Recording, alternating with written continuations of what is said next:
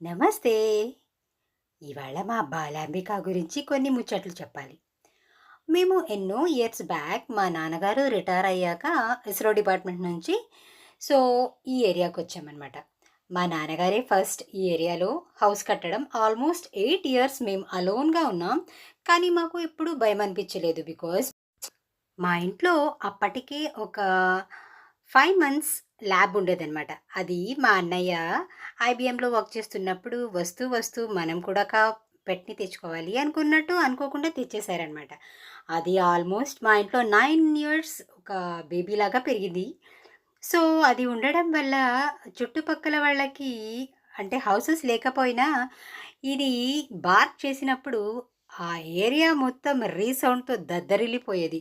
యాక్చువల్‌గా ల్యాబ్స్ చాలా friendly and soft type. They don't know actually to bark but they are very dedicated and lovely kids. So, మా ఇంట్లో అది steps పైన tiger లాగా కూర్చోండేదనమాట. తిని పేరు బాలాంబిక అని పెట్టాను కదా! వీళ్ళ అమ్మమ్మకి అమ్మ ఫస్ట్ మా ఇంటికి వచ్చింది.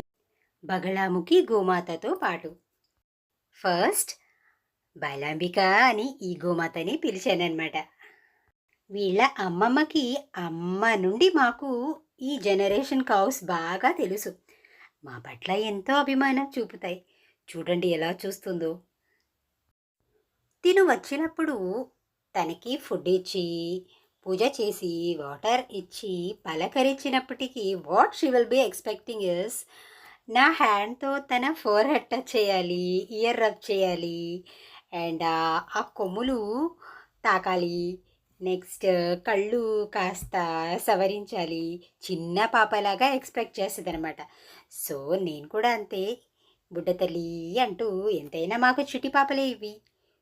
ఎంత పరధ్యానంగా, తీక్షణంగా చూస్తూ ఉంటాయో. ఇవాళ పొద్దున్నే వచ్చింది. ఒకవైపు వర్షపు జల్లు పడుతూ ఉంది. తను సేద తీరుతూ భుజించేసి కాసేపు రిలాక్స్ అయి బయలుదేరింది. వాళ్ళ పాపని తీసుకురాలేదంట. మాకింకా చూపించలేదని తను ఎంతో మదనపడుతుంది. నాకు క్లియర్‌గా అర్థమవుతుంది. సరే సర్ది చెప్తూ ఉంటాను. ఓనర్స్ కదా! అది చిన్న పాప కదా! బయట ఇప్పుడే వదలలేదులే. వాళ్ళు పంపించినప్పుడే మెల్లగా తీసుకురా అని చెప్పి పంపిస్తూ ఉంటాను. కొందరు లోపల చాలా వంచిస్తూ కుట్రపూరితమైన బుద్ధితో ఉంటారు. అవతల వాళ్ళు మనకి ఎలా ఉపయోగపడతారా? వాళ్ళని ఎలా వాడుకోవాలి అన్నట్టు. నాకైతే భగవంతుడే కాదు, మా తల్లిదండ్రులు కూడా అలాంటి బుద్ధులు నేర్పలేదు. అలాంటి గుణము ఇవ్వలేదనమాట. అందుకే భగవంతుడు నాకు ఏదన్నా చేయమని చెప్పినప్పుడు, నేను వారికి మంచి చేశానా లేదా అన్నది ప్రశ్నించుకుంటాననమాట. అందుకే వీటి నుంచి ఏమి ఆశించను. బట్ అవి మా ఇంటిని నమ్మి ఎన్నో గోవులొస్తున్నాయి. అందుకే వాటికి మంచి హెల్తీ ఫుడ్ ఇచ్చి, వాటర్ ఇచ్చి, పలకరించి పంపిస్తా.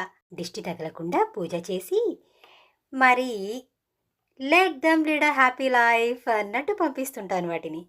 నేను అందరిలాగా హాయ్ ఫ్రెండ్స్ అంటూ ముక్కు మొహం తెలియని వాళ్ళని ఫ్రెండ్స్ అనుకోలేనండి. కానీ కొందరు ఆదరించి నా వీడియోస్ చూస్తున్నారు. దానికి ప్రత్యేక ధన్యవాదాలు.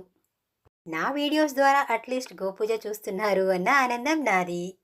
అందుకని నేను నా ఛానల్‌ని ప్లీజ్ సబ్స్క్రైబ్ చేయండి అని అడగను. బికాజ్ ఎవరి ఇష్టం వాళ్ళది. నాకు ఏది ప్రాప్తో, ఎంత ప్రాప్తో ఆ పైవాడు ఇచ్చే తీరుతాడు అన్న దృఢ సంకల్పం నాది. శివోహం.